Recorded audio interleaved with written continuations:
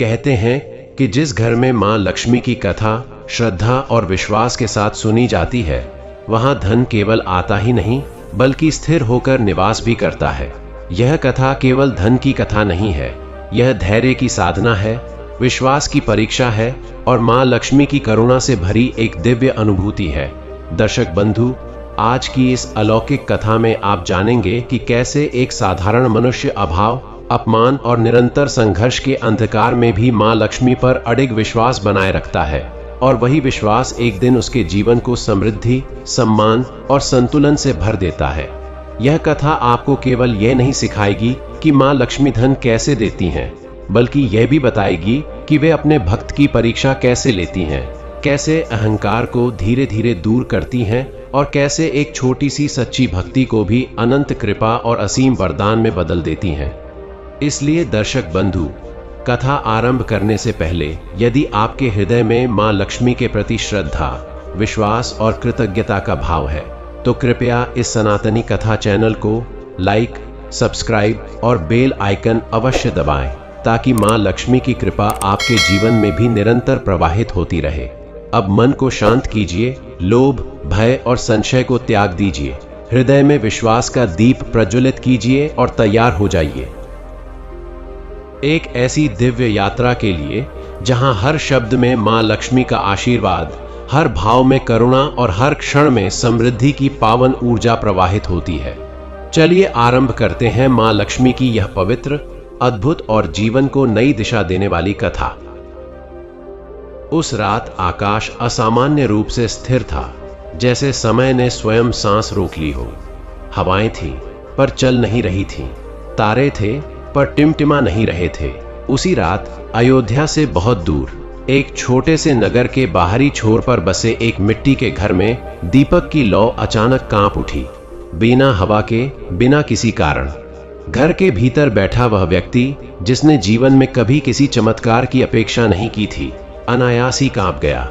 उसका नाम था देवदत्त, एक साधारण व्यापारी जिसकी पहचान अब उसके नाम से अधिक उसके कर्ज से होने लगी थी। कहते हैं कि जब मां लक्ष्मी किसी के जीवन में प्रवेश करने से पहले संकेत देती हैं, तो वह संकेत सबसे पहले दीपक देता है।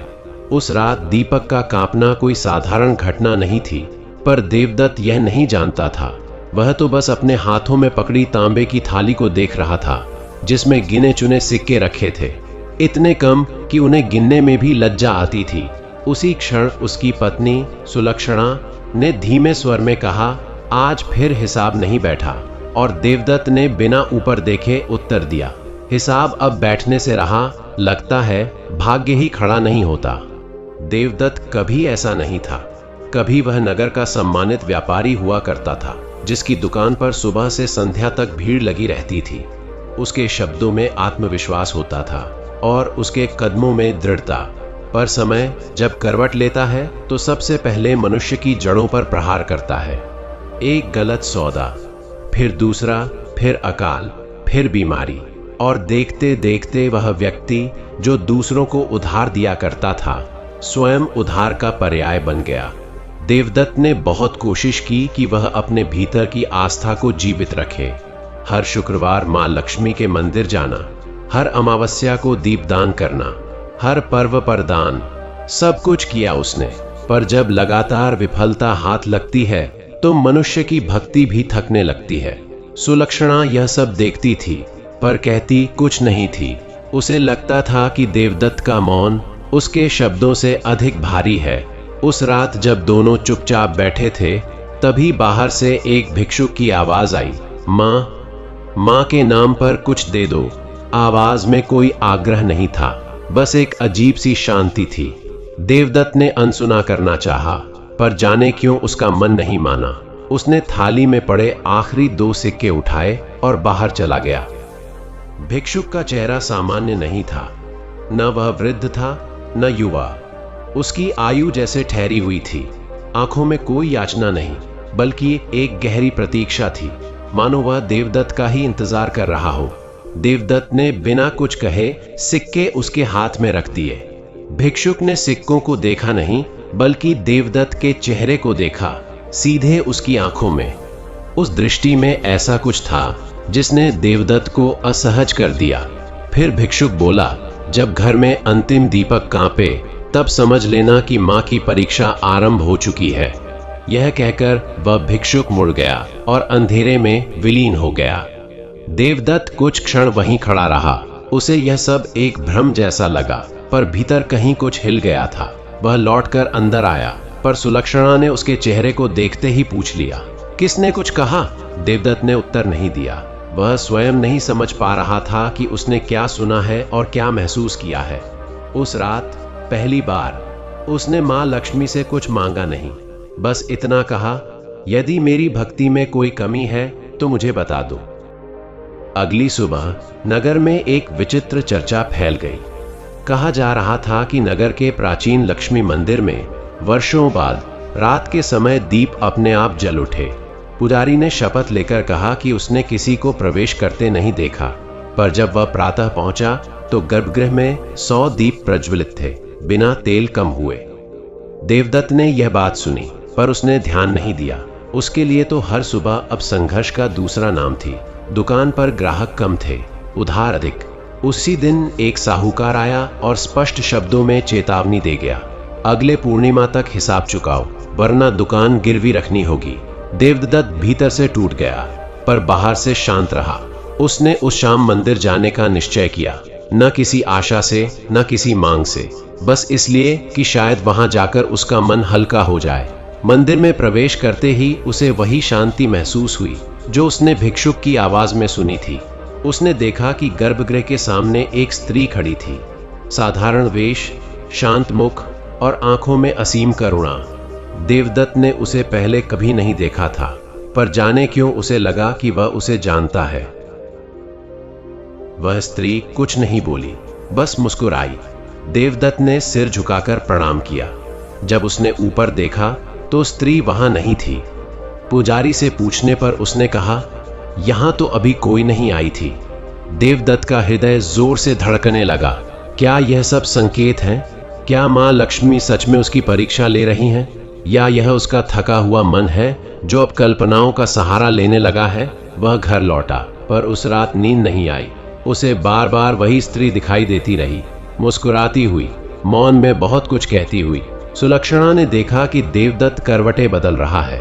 उसने धीरे से पूछा, कुछ बोझ है मन पर? देवदत्त ने पहली बार सब कुछ कह दिया। भिक्षुक की बात, मंदिर की स्त्री, भीतर उठता भय। सुलक्षणा ने ध्यान से सुना और बस इतना कहा, अगर यह परीक्षा है तो मां अन्याय नहीं करेंगी, पर परीक्षा में धैर्य सबसे पहले टूटता है। दिन बीतने लगे और देवदत्त के जीवन में घटनाएं तेज होने लगी। कभी कोई पुराना ग्राहक अचानक आकर छोटा सा भुगतान कर जाता, तो कभी कोई नया संकट सामने आ खड़ा होता। यह उतार चढ़ाव उसे भीतर से मथने लगा। एक दिन उसने देखा कि उसकी दुकान के सामने वही भिक्षुक खड़ा है। इस बार उसके हाथ में कटोरा नहीं था। वह बोला, देवदत्त, जब मां किसी को उठाने का विचार करती हैं तो पहले उसे बिल्कुल झुका देती हैं। देवदत्त ने कांपती आवाज में पूछा, यह सब क्यों हो रहा है? भिक्षुक ने उत्तर नहीं दिया। उसने बस दुकान की ओर देखा और कहा, जो धन मां की कृपा से आता है वह अहंकार नहीं मांगता, और जो अहंकार से कमाया गया हो वह टिकता नहीं। यह कहकर वह चला गया। देवदत्त वहीं खड़ा रहा, अपने ही विचारों के बोझ तले। उसे पहली बार यह एहसास हुआ कि शायद उसकी सबसे बड़ी कमी उसका भय है, न कि उसका भाग्य। उस रात सुलक्षणा ने दीप जलाते समय देखा कि घी सामान्य से अधिक देर तक जल रहा है। उसने देवदत्त को बुलाया। दोनों ने चुपचाप उस दीपक को देखा। कोई चमत्कार नहीं हुआ, पर एक अजीब सी स्थिरता थी। देवदत्त के मन में पहली बार यह विचार आया कि शायद मां लक्ष्मी धन देने से पहले दृष्टि देती हैं, दृष्टि जिससे मनुष्य अपने ही भीतर की दरिद्रता देख सके। उसने उसी क्षण निश्चय किया कि वह साहूकार से समय मांगेगा, झूठ नहीं बोलेगा, और जो भी होगा सत्य के साथ स्वीकार करेगा। यह निश्चय उसके लिए सरल नहीं था, पर भीतर कहीं एक अदृश्य शक्ति उसे सहारा दे रही थी। उसी समय दूर कहीं शंख की आवाज गूंजी। हालांकि नगर में उस समय कोई पूजा नहीं थी। सुलक्षणा ने आंखें बंद कर लीं और देवदत्त ने भी। उसे नहीं पता था कि यह तो केवल शुरुआत थी। माँ लक्ष्मी की कथा में पहला अध्याय कभी धन से नहीं, परीक्षा से आरंभ होता है। जो इस परीक्षा में टिक जाता है वही आगे चमत्कार देख पाता है। और देवदत्त की परीक्षा अब शुरू हो चुकी थी। ऐसी परीक्षा जो उसके धैर्य, उसके विश्वास और उसके आत्मसम्मान तीनों को एक साथ परखेगी। अगला दिन उसके जीवन का ऐसा मोड़ लाने वाला था जिसकी उसने कभी कल्पना भी नहीं की थी।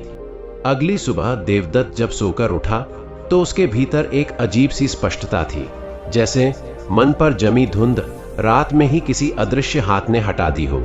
गरीबी वही थी, कर्ज वही था, संकट वही खड़ा था, पर भय कुछ कम हो गया था। उसने पहली बार महसूस किया कि डर कम होते ही सांस गहरी होने लगती है। सुलक्षणा ने जब उसे स्नान के बाद तुलसी के पास दीप जलाते देखा तो चकित रह गई, क्योंकि कई महीनों से देवदत्त ने यह नियम छोड़ दिया था। उसने बिना कुछ पूछे उसके पास बैठकर आंखें बंद कर ली। दोनों के बीच शब्द नहीं थे, पर मौन में एक समझ जन्म ले रही थी। उसी दिन देवदत्त साहूकार के घर गया। वर्षों से जो व्यक्ति सिर झुकाकर डरते डरते समय मांगता रहा था, वह आज शांत स्वर में सीधी दृष्टि से बोला, मेरे पास अभी पूरा धन नहीं है, पर मैं भाग नहीं रहा, मुझे समय दीजिए, और यदि आप चाहें तो मेरी दुकान पर स्वयं आकर हर दिन का हिसाब देख सकते हैं। साहूकार इस बदले हुए स्वर से चौंक गया। उसने कटु शब्द कहने चाहे, पर किसी कारण कह न पाया। अंततः उसने 1 महीने का समय दे दिया। देवदत्त जब बाहर निकला तो उसे लगा जैसे कोई भारी पत्थर उसके सीने से हट गया हो। यह धन नहीं था, पर आत्मसम्मान की पहली वापसी थी। दिनों के साथ घटनाएं और भी रहस्यमयी होने लगी। एक शाम जब दुकान लगभग खाली थी और देवदत्त मन ही मन अगले दिन की चिंता कर रहा था, तभी एक स्त्री आई। साधारण वस्त्र, शांत मुख, वही करुण दृष्टि। उसने बिना मोल भाव किए सामान लिया और जाते समय बस इतना कहा, जो मिलता है उसे रोक कर रखो, जो बहता है उसे दिशा दो। देवदत्त कुछ पूछ पाता उससे पहले वह चली गई। अगले दिन एक पुराना उधारदार, जिससे वर्षों से कोई आशा नहीं थी, अचानक आया और आधा धन लौटा गया। फिर अगले दिन किसी अनजान व्यक्ति ने दुकान से बड़ी खरीद की। यह सब संयोग जैसा था, पर संयोगों की संख्या बढ़ती जा रही थी। देवदत्त के मन में लोभ ने सिर उठाने की कोशिश की, शायद अब सब ठीक हो जाएगा। उसी रात उसे सपना आया। उसने दिखा कि वही भिक्षुक नदी किनारे खड़ा है और धन की थैलियां पानी में बहा रहा है। देवदत्त चिल्लाया, पर भिक्षुक बोला, जो थामेगा वह डूबेगा। देवदत्त की नींद खुल गई। उसका हृदय तेज धड़क रहा था। उसने समझ लिया कि यह चेतावनी है लोभ की। 1 सप्ताह बाद नगर में एक बड़ा उत्सव घोषित हुआ। व्यापारी वर्ग के लिए यह अवसर था, पर देवदत्त के पास पूंजी सीमित थी। सुलक्षणा ने सुझाव दिया कि वे जोखिम ना लें, पर देवदत्त के भीतर द्वंद्व था, क्या यह अवसर है या परीक्षा।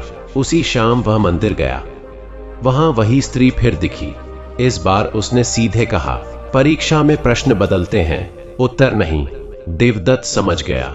उसने निश्चय किया कि वह अधिक लाभ के लालच में उधार लेकर बड़ा दांव नहीं लगाएगा। उसने जितना था उतने में ही व्यापार किया। उत्सव के दूसरे दिन अचानक आग लग गई। कई दुकानों में जिन व्यापारियों ने उधार लेकर बड़ा स्टॉक किया था, वे बर्बाद हो गए। देवदत्त की दुकान बच गई। नगर में यह चर्चा फैल गई कि उसका भाग्य बदल रहा है, पर देवदत्त जानता था यह भाग्य नहीं, दिशा है। पर मां लक्ष्मी की परीक्षा यहीं समाप्त नहीं हुई थी। एक दिन साहूकार फिर आया, इस बार अलग प्रस्ताव लेकर। उसने कहा, तुम्हारा काम चलने लगा है। मेरी बेटी के विवाह के लिए धन चाहिए। यदि तुम साझेदारी स्वीकार कर लो और कुछ नियम मान लो तो मैं तुम्हारा सारा कर्ज माफ कर दूंगा। प्रस्ताव आकर्षक था, पर शर्तें कठोर थीं। अन्य व्यापारियों को दबाने की तौल में चालाकी की। देवदत्त रात भर सो नहीं पाया। यह वह मोड़ था जहां अधिकांश लोग फिसल जाते हैं। सुबह उसने सुलक्षणा से कहा, अगर मैंने यह स्वीकार किया तो धन तो आ जाएगा, पर मैं स्वयं को खो दूंगा। सुलक्षणा ने शांत स्वर में कहा, जिस दिन धन के लिए आत्मा गिरवी रखी जाती है, उसी दिन मां लक्ष्मी घर छोड़ देती हैं।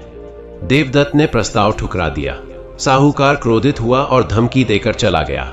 उस दिन देवदत्त की दुकान बिल्कुल नहीं चली। पर उसके भीतर एक अजीब सी शांति थी। कुछ दिन बाद नगर में अकाल की चर्चा फैलने लगी। भय का वातावरण था। लोग धन छिपाने लगे। देवदत्त के पास जो थोड़ा बहुत संचित था उसे उसने अन्न के रूप में दान करना शुरू किया। सुलक्षणा ने भी साथ दिया। पड़ोसी उन्हें मूर्ख कहने लगे। उसी रात फिर शंखनाद सुनाई दिया। देवदत्त को लगा जैसे घर के भीतर कोई उपस्थित है। उसने देखा वही स्त्री, पर इस बार उसका तेज असहनीय था। उसने कहा, जहां भय होता है वहां लक्ष्मी नहीं ठहरती, जहां सेवा होती है वहां मैं स्वयं रुक जाती हूं। अगले दिन नगर के बाहर से सहायता आई, राज्य की ओर से। जिन घरों ने दान किया था उन्हें पहले सहायता मिली। देवदत्त का घर भी उनमें था। लोग अब उसे श्रद्धा से देखने लगे, पर देवदत्त ने सिर नहीं उठाया। धीरे धीरे उसका व्यापार स्थिर होने लगा। धन आया, पर वह बांध कर नहीं आया, बहता हुआ आया। देवदत्त ने हिसाब साफ रखा, दान जारी रखा। साहूकार ने अंततः समझौता किया, कर्ज उतर गया। उस दिन सुलक्षणा की आंखों में आंसू थे, पर वे राहत के थे। उसी रात देवदत्त ने फिर सपना देखा। इस बार मां लक्ष्मी स्वयं प्रकट हुई, कमल पर नहीं, साधारण भूमि पर। उन्होंने कहा, मैं धन नहीं हूं, मैं संतुलन हूं। जिसने मुझे समझ लिया वह कभी दरिद्र नहीं होता। देवदत्त की आंख खुली और उसने पहली बार अपने घर को सच में समृद्ध महसूस किया। पर कथा अभी पूरी नहीं हुई थी। मां लक्ष्मी की अंतिम परीक्षा सबसे सूक्ष्म होती है, कृतज्ञता की। देवदत्त को नगर का प्रधान बनने का प्रस्ताव मिला। सम्मान, शक्ति, प्रभाव सब सामने था। उसने एक रात मंदिर में जाकर दीप जलाया और बस इतना कहा, जो दिया है उसे संभालने की शक्ति देना। उत्तर में कोई शब्द नहीं आया, पर दीप स्थिर जलता रहा। देवदत्त ने प्रस्ताव स्वीकार किया, पर नियम बनाया, कोई पक्षपात नहीं, कोई छल नहीं। लोग चकित थे। समय के साथ नगर समृद्ध हुआ, पर देवदत्त के लिए सबसे बड़ा धन यह था कि उसका मन शांत था। कई वर्षों बाद उसी घर में वही दीपक जल रहा था, अब कांपता नहीं था। देवदत्त वृद्ध हो चला था। एक शाम वही भिक्षुक फिर आया। इस बार उसने मुस्कुराकर कहा, परीक्षा पूर्ण हुई। देवदत्त ने प्रणाम किया। भिक्षुक बोला, मां वहां नहीं रहती जहां तिजोरियां भरी हो, मां वहां रहती हैं जहां भय खाली हो। यह कहकर वह चला गया। देवदत्त ने आंखें बंद की। उसे लगा जैसे घर, नगर, जीवन सब किसी अदृश्य करुणा में डूब गया हो। वह जान गया कि यह कथा धन की नहीं थी, यह मनुष्य को मनुष्य बनाने की कथा थी। और यही मां लक्ष्मी की सबसे बड़ी कृपा होती है। पर मनुष्य की कथा तब तक पूर्ण नहीं होती जब तक उसे यह भ्रम न हो जाए कि अब परीक्षा समाप्त हो गई है। देवदत्त ने भी यही सोचा था। भिक्षुक के शब्दों के बाद जीवन जैसे स्थिर हो गया था। न अधिक उतार, न अधिक चढ़ाव। नगर समृद्ध था, लोग संतुष्ट थे और देवदत्त के निर्णयों की प्रशंसा होती थी। पर भीतर कहीं एक सूक्ष्म भाव जन्म लेने लगा था, यह अनुभूति कि मैंने सही किया। और यहीं से सबसे कठिन परीक्षा आरंभ होती है। एक दिन राज्य से दूत आया। संदेश था कि राजधानी में एक बड़ा व्यापारिक संघ बन रहा है और देवदत्त को उसमें प्रमुख पद दिया जाना है। यह केवल सम्मान नहीं था, यह शक्ति थी, निर्णय लेने की, नियम बनाने की। सुलक्षणा ने संदेश सुना और कुछ नहीं बोली। देवदत्त ने उसे देखा, वही मौन, पर इस बार वह मौन चेतावनी जैसा था। उस रात देवदत्त देर तक जागता रहा। उसे लगा कि मां लक्ष्मी ने जो दिया है वह अब और बढ़ाने का अवसर है। पर उसी क्षण दीपक की लौ हल्की सी डगमगाई। बहुत वर्षों बाद देवदत्त ठिठक गया। अगले दिन वह मंदिर गया, पर इस बार शांति नहीं मिली। मन प्रश्नों से भरा था। उसने कहा, यदि यह अवसर स्वीकार करूं तो क्या यह लोभ होगा? उत्तर में कोई स्वर नहीं आया, पर मंदिर के बाहर एक बालक खेलते खेलते गिर पड़ा। देवदत्त ने उसे उठाया, पानी पिलाया। बालक मुस्कुराया और बोला, जब हाथ भरे हों तब झुकना कठिन होता है। देवदत्त चौंक गया। वह जान गया, यह वही परीक्षा है, बस रूप बदल गया है, फिर भी मनुष्य मन है। उसने पद स्वीकार कर लिया। यह सोचकर कि वह शक्ति का उपयोग सेवा के लिए करेगा।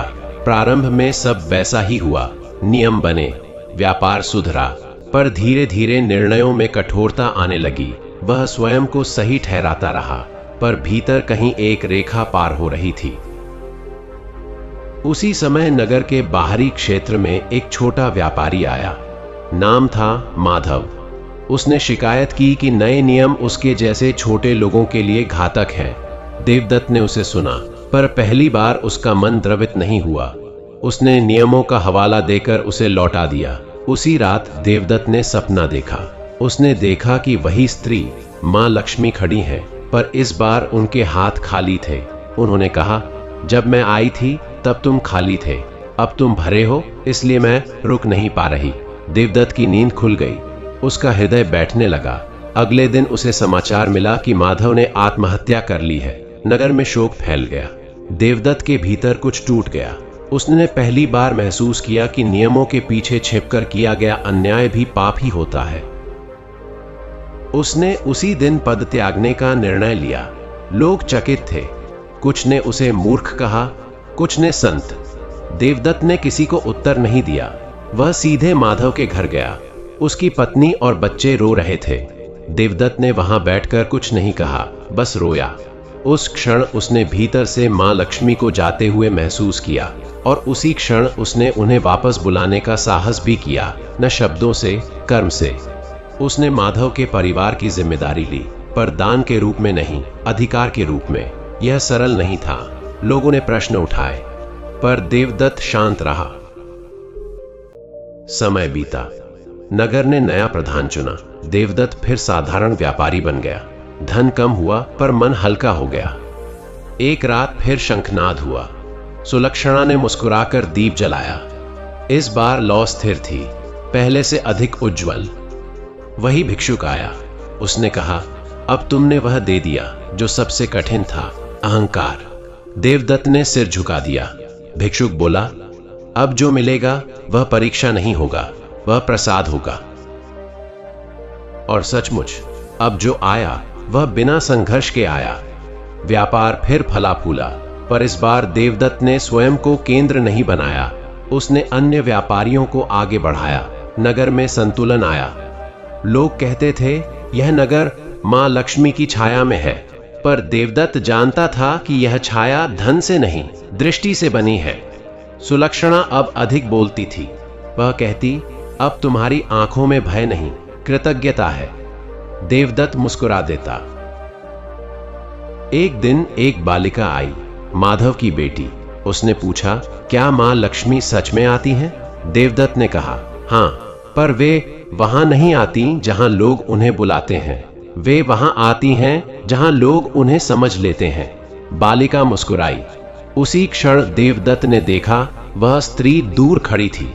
इस बार कोई तेज नहीं, कोई रहस्य नहीं, बस अपनापन। उसने सिर हिलाया, मानो कह रही हो, अब तुम समझ गए हो। जीवन के अंतिम वर्षों में देवदत्त ने बहुत कम कहा, बहुत अधिक सुना। लोग सलाह लेने आते, पर वह उत्तर कम देता, प्रश्न अधिक पूछता। एक रात उसी दीपक के सामने उसने सुलक्षणा का हाथ पकड़ा और कहा, हम दरिद्र नहीं थे, हम अज्ञानी थे। सुलक्षणा की आंखों में आंसू थे। बाहर शांति थी, आकाश स्थिर था, पर इस बार वह स्थिरता भय की नहीं, पूर्णता की थी। और जब देवदत्त ने अंतिम सांस ली, तो नगर में किसी ने शोर नहीं मचाया। लोगों ने दीप जलाए। उसी रात कई घरों में बिना कारण दीपक देर तक जलते रहे। किसी ने कहा, मां लक्ष्मी आई हैं, किसी ने कहा, एक संत गया है, पर सत्य यह था कि एक साधारण मनुष्य जिसने परीक्षा को धन से नहीं, चरित्र से जीता, अपनी कथा पूरी कर चुका था। और यही मां लक्ष्मी की कथा का अंतिम सत्य है। जो मनुष्य को समृद्ध बनाती है, उससे पहले उसे योग्य बनाती है। लेकिन कथा का अंतिम सत्य भी तब तक पूर्ण नहीं होता, जब तक वह केवल स्मृति बनकर न रह जाए। देवदत्त के जाने के बाद नगर कुछ समय तक शोक में डूबा रहा, पर धीरे धीरे जीवन फिर अपनी गति में लौट आया। लोग उसके निर्णयों को याद करते, उसके शब्दों को दोहराते, पर मनुष्य स्वभावतः स्मृतियों से सीख कम लेता है। समय के साथ नए व्यापारी आए, नए नियम बने और वही पुराना चक्र फिर घूमने लगा। लाभ पहले, संतुलन बाद में। पर देवदत्त की कथा ने नगर की मिट्टी में एक बीज बो दिया था। यह बीज तुरंत फल नहीं देता, यह पीढ़ियों में जागता है। उसी बीज की पहली आहट तब सुनाई दी जब वर्षों बाद उसी नगर में एक युवा व्यापारी, नाम था आर्य, ने व्यापार आरंभ किया। वह तेज था, बुद्धिमान था और महत्वाकांक्षी भी। उसने देवदत्त की कथा सुनी थी, पर उसे लगता था कि वह कथा बीते समय की है, आज का युग अलग है। फिर भी उसके भीतर कहीं एक असहज आकर्षण था उस दीपक के प्रति जो अब भी देवदत्त के घर में जलता था। आर्य अक्सर उस पुराने घर के सामने रुक जाता। घर अब खाली था, पर दीपक हर संध्या जलता था। किसके द्वारा यह कोई नहीं जानता था। एक शाम उसने साहस कर भीतर प्रवेश किया। घर में कोई मूर्ति नहीं थी, कोई वैभव नहीं, बस वही सादगी। जैसे ही उसने दीपक के पास हाथ बढ़ाया, उसे अजीब सी शांति महसूस हुई। उसी रात आर्य ने सपना देखा। उसने देखा कि वह एक ऊंचे भवन में खड़ा है। नीचे लोग हैं, पर उसकी आवाज किसी तक नहीं पहुंच रही। तभी दूर से वही भिक्षुक आता दिखा। उसने कहा, ऊंचाई से दिखता सब है, पर सुनाई कुछ नहीं देता। आर्य की नींद खुल गई। वह हंसा। उसे यह सब एक मन का खेल लगा। पर अगले ही दिन उसके साथ पहला बड़ा सौदा टूटा, बिना किसी स्पष्ट कारण के। आर्य चौंका, पर उसने इसे संयोग मान लिया। समय बीतता गया। आर्य ने तेजी से प्रगति की, पर उसके निर्णयों में वही कठोरता आने लगी जो कभी देवदत्त के जीवन में आई थी। अंतर केवल इतना था कि आर्य ने उस संकेत को अनदेखा किया जिसे देवदत्त ने पकड़ा था। एक दिन उसने सुना कि नगर के कुछ छोटे व्यापारी उसकी नीतियों से परेशान हैं। उसने उन्हें बुलाया, सुना, पर भीतर से निर्णय पहले ही कर लिया था। उसी रात दीपक फिर कांपा, वही पुराना दीपक। आर्य को यह संयोग नहीं लगा। वह पहली बार डर गया। वह देवदत्त की कथा को याद करने लगा, माधव को, पद, त्याग को, संतुलन को। उसने स्वयं से पूछा, क्या मैं वही गलती दोहरा रहा हूं? पर मनुष्य का अहंकार प्रश्न से अधिक शक्तिशाली होता है। उसने स्वयं को समझाया और आगे बढ़ गया। कुछ महीनों बाद नगर में बड़ा संकट आया। व्यापारिक मार्ग बंद हो गए, धन रुक गया। आर्य के पास संसाधन थे, शक्ति थी। लोग उससे सहायता की अपेक्षा करने लगे। यही वह क्षण था जहां कथा का बीज अंकुरित होना था। आर्य के सामने दो मार्ग थे। एक, जहां वह अपनी स्थिति मजबूत कर सकता था। दूसरा, जहां वह दूसरों को सहारा दे सकता था। उसने पहली बार देवदत्त के घर जाकर दीपक के सामने बैठकर आंखें बंद की। उसने कुछ मांगा नहीं, बस पूछा, क्या यही परीक्षा है? उत्तर में कोई शब्द नहीं आया, पर उसे लगा जैसे भीतर कोई बोझ हल्का हुआ हो। उसने अगले दिन घोषणा की, व्यापारिक घाटे को साझा किया जाएगा, छोटे व्यापारियों को राहत दी जाएगी। नगर चकित था। संकट टलने लगा। पर मां लक्ष्मी की कथा कभी सीधी रेखा में नहीं चलती। राहत के साथ ही प्रशंसा आई, और प्रशंसा के साथ वही सूक्ष्म अहंकार। आर्य ने स्वयं को देवदत्त से तुलना करनी शुरू कर दी। उसी रात उसने सपना देखा, देवदत्त खड़ा है, पर वह कुछ कह नहीं रहा, केवल देख रहा है। उसकी दृष्टि में प्रश्न था, उत्तर नहीं। आर्य की आंख खुली। उसे पहली बार यह समझ आया कि कथा का उद्देश्य अनुकरण नहीं, बोध है। वह रो पड़ा। अगले दिन उसने नगर के लोगों के सामने कहा, मैं मार्ग नहीं हूं, मैं भी यात्री हूं। यह स्वीकार करना सबसे कठिन था। वर्षों बाद वही नगर फिर समृद्ध हुआ, पर इस बार उसका आधार अलग था। निर्णय सामूहिक थे, लाभ साझा था और भय कम था। देवदत्त का घर अब आश्रम बन गया, बिना औपचारिकता के, बिना घोषणा के। लोग वहां दीपक जलाने नहीं, बल्कि मौन बैठने आते। कहते थे, वहां बैठकर प्रश्न स्पष्ट हो जाते हैं। आर्य कभी कभी वहां जाता, पर वह खुद को उस दीपक का स्वामी नहीं मानता था। एक शाम उसने देखा, एक बालक दीपक के पास बैठा है, वही प्रश्न आंखों में। आर्य मुस्कुराया। उसे समझ आ गया कि कथा आगे बढ़ चुकी है। और यहीं मां लक्ष्मी की कथा एक नए रूप में प्रकट होती है। वह किसी एक व्यक्ति की कहानी नहीं रहती, वह चेतना बन जाती है। माँ लक्ष्मी अब किसी स्त्री के रूप में नहीं आती, न भिक्षुक के रूप में। वे निर्णयों में, मौन में और उन क्षणों में प्रकट होती हैं जहां मनुष्य चुन सकता है लोभ या संतुलन, भय या सेवा। यही वह स्थान है जहां कथा हर बार जीवित होती है। कई पीढ़ियों बाद भी उस नगर में एक कहावत प्रचलित रही, जहां दीपक स्थिर जले समझो मां लक्ष्मी ठहरी हैं। लोग पूछते, कैसे पहचाने? उत्तर मिलता, जहां भय कम हो और कृतज्ञता अधिक। और यही उत्तर इस कथा का विस्तार था, क्योंकि मां लक्ष्मी की कथा का अंत कभी नहीं होता। वह हर उस क्षण फिर शुरू होती है जब कोई साधारण मनुष्य यह सोचता है कि अब परीक्षा समाप्त हो गई है, और तभी जीवन मुस्कुराकर अगला प्रश्न सामने रख देता है। पर कथा यहीं ठहरती नहीं, क्योंकि जिस चेतना में बीज पड़ जाता है वह किसी एक नगर या पीढ़ी तक सीमित नहीं रहती। समय आगे बढ़ा और वही नगर जो कभी देवदत्त और फिर आर्य की पहचान से जाना जाता था, अब एक मार्ग बन गया, एक उदाहरण। दूर दराज से लोग आते व्यापार सीखने नहीं, बल्कि संतुलन समझने। पर जैसे जैसे यह प्रसिद्धि बढ़ी, वैसे वैसे उसके चारों ओर एक अदृश्य घेरा बनने लगा, विचारों का, व्याख्याओं का और सबसे खतरनाक अनुकरण का। लोग यह समझने लगे कि मां लक्ष्मी की कृपा पाने के लिए वैसा ही करना होगा जैसा देवदत्त ने किया या जैसा आर्य ने किया। पर किसी ने यह नहीं समझा कि दोनों ने एक ही कार्य नहीं किया था, उन्होंने अपने अपने समय में सही चुनाव किया था। यही भ्रम धीरे धीरे एक नई परीक्षा बनकर उभरा।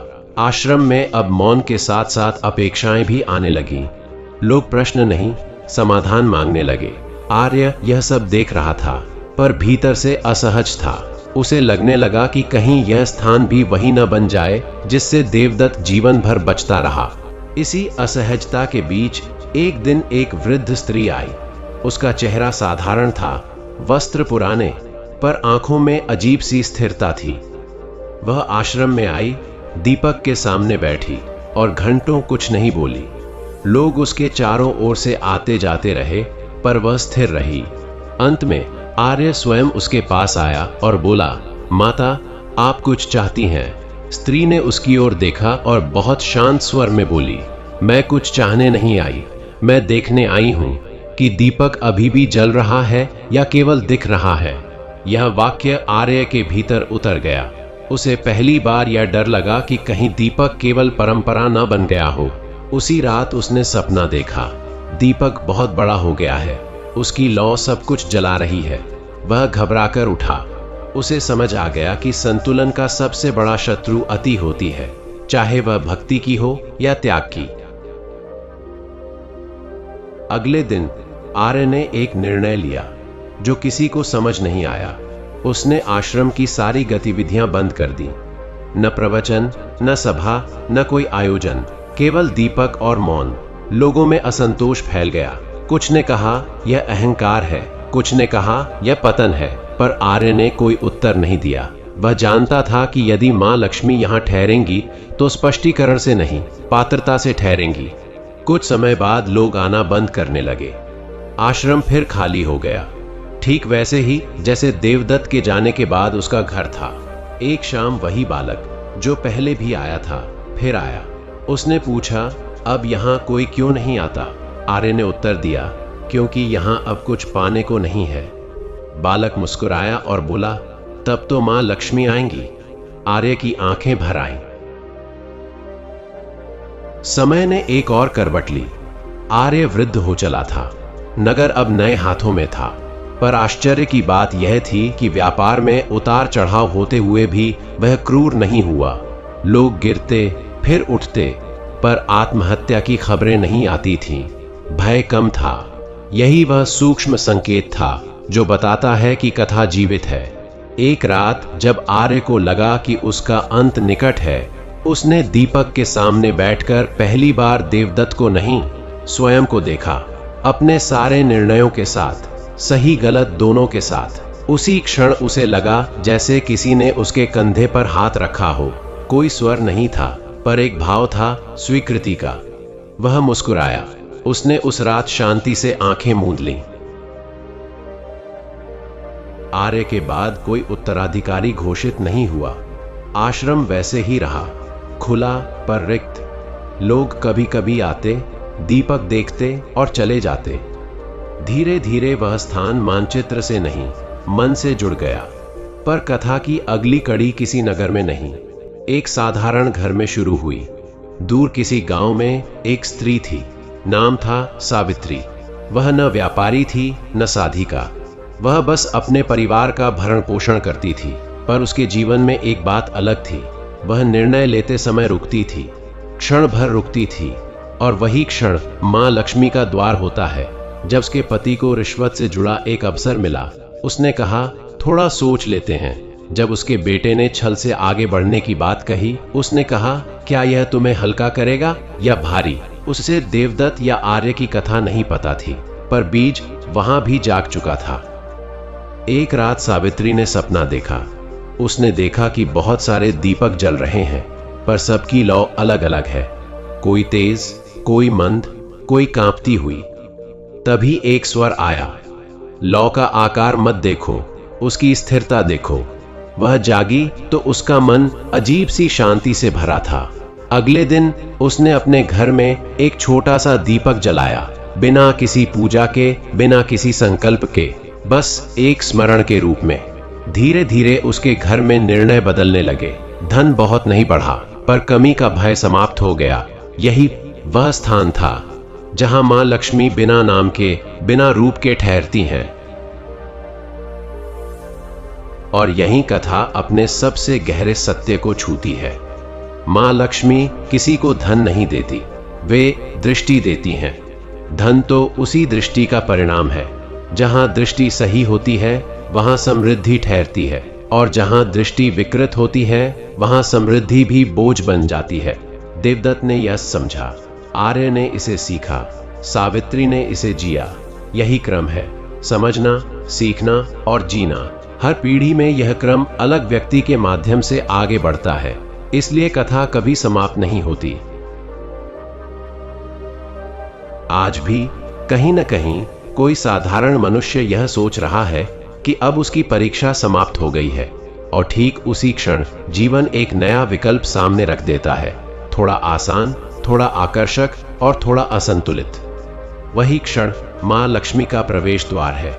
यदि मनुष्य रुक गया, देखा और चुना तो कथा आगे बढ़ती है, यदि नहीं तो कथा फिर किसी और से शुरू हो जाती है। और यही मां लक्ष्मी की कथा का सबसे अंतिम और सबसे जीवित सत्य है कि वे वहां नहीं आती जहां उन्हें पूजा जाता है, वे वहां ठहरती हैं जहां मनुष्य स्वयं को थोड़ा कम और दूसरों को थोड़ा अधिक देख पाता है। पर जीवन का स्वभाव है कि वह सत्य को भी अंतिम ठहराव नहीं देता।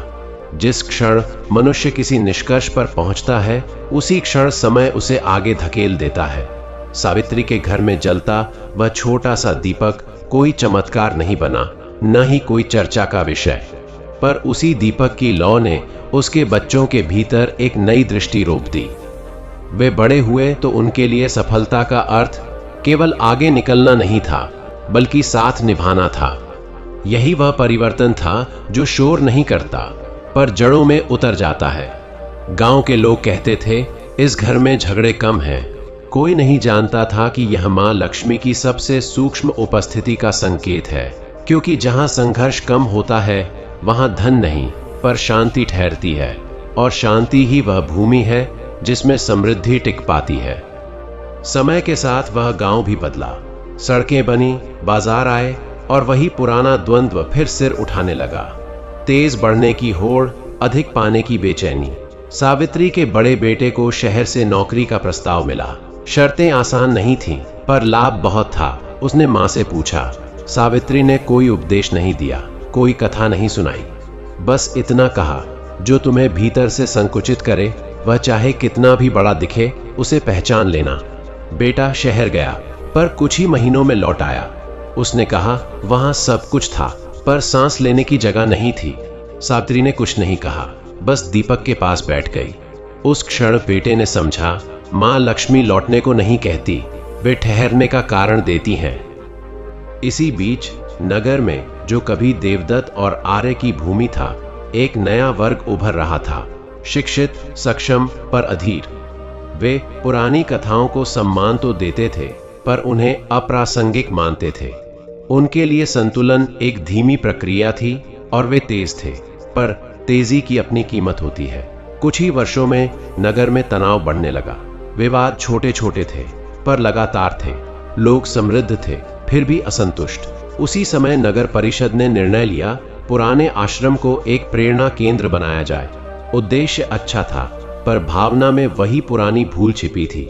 रूप देना, नाम देना, बांध देना।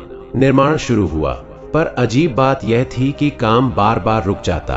कभी सामग्री नहीं आती, कभी निर्णय अटक जाते। लोग इसे अव्यवस्था कहते, पर कुछ बुजुर्ग चुप रहते। वे जानते थे कुछ स्थान तभी जीवित रहते हैं जब उन्हें खुला छोड़ा जाए। एक रात नगर में तेज आंधी आई। कई छतें उड़ी, पेड़ गिरे, पर आश्रम का वह पुराना दीपक जो अब भी वहीं था, बुझा नहीं। किसी ने उसे बचाया नहीं था। सुबह लोग इकट्ठा हुए। किसी ने कहा संयोग है, किसी ने कहा संकेत है, पर किसी ने यह नहीं पूछा कि क्या हम सुनने को तैयार हैं। उसी दिन नगर में एक युवती आई। नाम था नंदिनी। वह किसी योजना के तहत नहीं आई थी, बस थक गई थी। उसने दीपक के सामने बैठकर रोना शुरू कर दिया। कोई कारण नहीं, कोई मांग नहीं, बस आंसू। जब वह उठी, उसके चेहरे पर हल्कापन था। उसने किसी से कुछ नहीं कहा, पर अगले दिनों में वही युवती नगर में विवाद सुलझाने लगी। बिना अधिकार, बिना पद। लोग आश्चर्य करते, यह कैसे कर लेती है। वह मुस्कुराकर कहती, मैं बस रुक जाती हूँ। धीरे धीरे यह स्पष्ट होने लगा कि कथा अब व्यक्तियों से आगे बढ़ चुकी है। अब वह किसी देवदत्त, किसी आर्य, किसी सावित्री या नंदिनी की नहीं रही। वह एक सामूहिक स्मृति बन गई थी। ऐसी स्मृति जो चेतावनी नहीं देती, बस अवसर देती है, अवसर चुनने का। माँ लक्ष्मी अब कहीं प्रकट नहीं होती थी, न स्वप्न में, न भिक्षुक के रूप में। वे केवल उस क्षण उपस्थित होती थीं जब निर्णय से पहले मनुष्य थोड़ा मौन हो जाता था। वही मौन उनका स्वर था, वही ठहराव उनका चरण स्पर्श। वर्षों बाद जब इतिहासकार उस नगर के उत्थान पतन को लिखने बैठे, तो उन्हें कोई स्पष्ट कारण नहीं मिला। आंकड़े साधारण थे, घटनाएं सामान्य, पर एक बात असामान्य थी।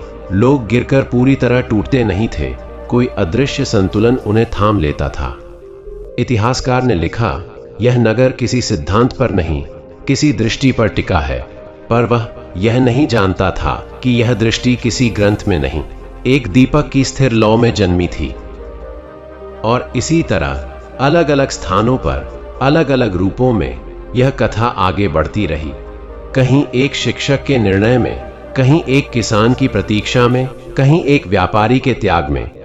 हर जगह कथा थोड़ी बदली हुई, पर सार वही, क्योंकि माँ लक्ष्मी का सत्य समय के साथ बदलता नहीं, केवल प्रकट होने का तरीका बदलता है।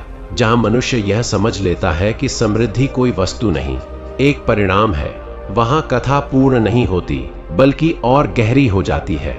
और इसलिए यदि आज भी कोई पूछे माँ लक्ष्मी कहाँ है, तो उत्तर किसी मंदिर, किसी कथा या किसी चमत्कार में नहीं मिलेगा।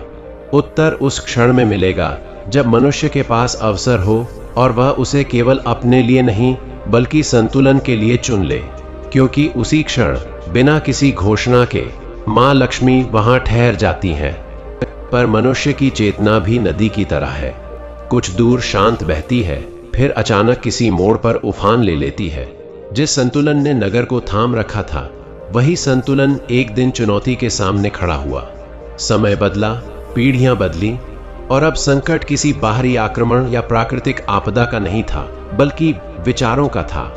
नई पीढ़ी प्रश्न पूछने लगी, यदि माँ लक्ष्मी संतुलन है, तो क्या प्रगति का अर्थ ठहर जाना है? यह प्रश्न निर्दोष था, पर इसके भीतर छिपा था वही पुराना भय, पीछे रह जाने का। कुछ युवाओं ने नगर छोड़ दिया, बड़े शहरों की ओर चले गए। वहां उन्होंने सफलता पाई, पर जब लौटे तो उनके भीतर एक खालीपन था। वे कहते, सब कुछ है, पर कुछ ठीक नहीं लगता। नगर के बुजुर्ग सुनते, पर उत्तर नहीं देते, क्योंकि इस कथा में उत्तर शब्दों से नहीं, अनुभव से मिलता है। इसी दौर में नगर में एक नया संकट आया, पानी का। नदियां सूखने लगी, वर्षा अनियमित हो गई, व्यापार रुक गया, खेती प्रभावित हुई, लोग फिर भय में घिरने लगे। यह वह क्षण था जब मां लक्ष्मी की कथा को फिर परीक्षा देनी थी। कुछ ने सुझाव दिया, बड़े बांध बनाए जाएं, बाहर से जल लाया जाए, चाहे इसके लिए छोटे गांव उजड़ जाएं। यह व्यवहारिक था, लाभकारी था, पर कुछ लोगों के भीतर वही पुराना दीपक कांपने लगा। नंदिनी अब वृद्ध हो चुकी थी। उसने एक सभा में कहा, यदि हम अपनी प्यास बुझाने के लिए किसी और का घर सुखा दें तो यह समाधान नहीं, केवल स्थानांतरण है। लोग असहज हो गए। समाधान कठिन था, जल को बांटना, उपयोग कम करना, प्रतीक्षा करना। कुछ लोग हंसे, कुछ क्रोधित हुए, पर कुछ रुके। वही कुछ कथा के वाहक थे। धीरे धीरे नगर ने कठिन मार्ग चुना। पानी का उपयोग सीमित किया गया, व्यापार की गति धीमी की गई। प्रारंभ में नुकसान हुआ, कुछ परिवार नगर छोड़ गए, पर जो रहे उनके भीतर एक नई निकटता जन्मी। लोग पानी बांटते, फसल साझा करते। भय पूरी तरह गया नहीं, पर उसने शासन करना छोड़ दिया। और फिर कई वर्षों बाद वर्षा लौटी। अचानक नहीं, धीरे धीरे। लोग कहते मां लक्ष्मी प्रसन्न हो गईं, पर जो समझते थे वे जानते थे यह प्रसन्नता नहीं, पात्रता थी। नदी फिर बहने लगी, क्योंकि उसे रोका नहीं गया था। उसी समय दूर किसी शहर में एक व्यक्ति था, नाम था विवेक। उसने इस नगर की कथा सुनी थी, पर वह इसे आदर्शवाद मानता था। वह एक बड़ी कंपनी चलाता था, जहां निर्णय तेजी से होते थे, परिणाम स्पष्ट होते थे। पर एक दिन उसकी कंपनी एक बड़े विवाद में फंस गई। कानूनी नहीं, नैतिक। लाभ कमाने का एक मार्ग था, पर उससे कई छोटे व्यवसाय नष्ट हो जाते। विवेक के भीतर द्वंद्व शुरू हुआ। उसने पहली बार किसी बोर्ड मीटिंग से पहले मौन चाहा। लोग चकित हुए। उसी मौन में उसे अपनी मां की याद आई, जो कहा करती थी, जल्दी में लिया गया निर्णय अक्सर देर से समझ आता है। विवेक ने सौदा रोक दिया। कंपनी को तत्काल नुकसान हुआ, पर कुछ महीनों में विश्वास लौटा। विवेक को समझ आया, कथा नगरों में नहीं, मनुष्यों में चलती है। विवेक कभी उस नगर नहीं गया, न उसने दीपक देखा, पर एक रात उसने सपना देखा। एक साधारण लौ जो हवा में भी स्थिर थी। कोई स्वर नहीं, कोई रूप नहीं, बस यह भाव, तुम रुके इसलिए मैं ठहरी। विवेक की आंख खुली। उसने पहली बार महसूस किया कि मां लक्ष्मी किसी सांस्कृतिक प्रतीक का नाम नहीं, बल्कि उस क्षण का नाम है जब मनुष्य विकल्प के सामने ठहर जाता है। उसने अपनी कंपनी में एक नियम बनाया, हर बड़े निर्णय से पहले एक दिन का मौन। लोग पहले हंसे, फिर परिणाम देखे। कंपनी धीमी हुई, पर टूटी नहीं। यही कथा का विस्तार था। इधर नगर में समय ने फिर करवट ली। पुराने लोग एक एक कर चले गए। दीपक अब भी जलता था, पर उसकी देखभाल करने वाला कोई निश्चित नहीं था। कभी कोई स्त्री तेल डाल जाती, कभी कोई बालक। यह अनाम उत्तरदायित्व ही उसका बल था। एक दिन किसी ने पूछा, यदि दीपक बुझ गया तो? उत्तर आया, तो कहीं और जल उठेगा। यही वह बिंदु था जहां कथा पूर्ण होकर भी जीवित रहती है, क्योंकि मां लक्ष्मी किसी प्रतीक से बंधती नहीं, प्रतीक उनके ठहरने का परिणाम होते हैं। और इस प्रकार अलग अलग समय, अलग अलग परिस्थितियों में यह कथा स्वयं को दोहराती नहीं, बल्कि पुनः प्रकट करती है। कभी वह त्याग बनकर आती है, कभी धैर्य बनकर, कभी मौन बनकर। मनुष्य उसे पहचान ले, यही पर्याप्त है।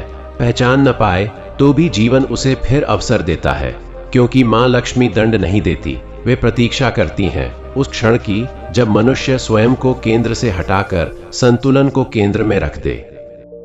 इसलिए यदि आज कोई यह पूछे कि इस कथा का अंत कहां है, तो उत्तर यही है, जहां मनुष्य यह मान ले कि अब उसे कुछ सिद्ध नहीं करना, जहां वह समझ ले कि समृद्धि दौड़ का पुरस्कार नहीं, संतुलन का परिणाम है, और जहां यह समझ जन्म लेती है, वहीं बिना किसी घोषणा के, बिना किसी चमत्कार के मां लक्ष्मी ठहर जाती हैं, एक साधारण लौ की तरह, जो न जलाती है न बुझती है, बस मार्ग दिखाती है। और उसी समझ के साथ कथा अंतिम मोड़ की ओर बढ़ती है, जहां कोई चमत्कार नहीं, कोई नया पात्र नहीं, बल्कि वही पुराना जीवन एक अंतिम प्रश्न रखता है। समय बीतता गया, नगर और गांव अपने अपने ढंग से आगे बढ़ते रहे। संतुलन कभी बना रहा, कभी डगमगाया, पर पूरी तरह टूटा नहीं। यही इस कथा की सबसे बड़ी विशेषता थी। यह आदर्श नहीं थी, इसलिए असफल भी नहीं हुई। लोग अब मां लक्ष्मी को बुलाने नहीं जाते थे, न उनसे शिकायत करते थे। वे बस अपने निर्णयों में थोड़ा ठहरने लगे थे। यही ठहराव धीरे धीरे पीढ़ियों की आदत बन गया। बच्चों को सिखाया जाने लगा कि जीत केवल आगे निकलने का नाम नहीं, बल्कि साथ बचने का नाम भी है। कोई इसे दर्शन नहीं कहता था, कोई नियम नहीं बनाता था। यह बस व्यवहार में उतरता गया, चुपचाप, बिना घोषणा के।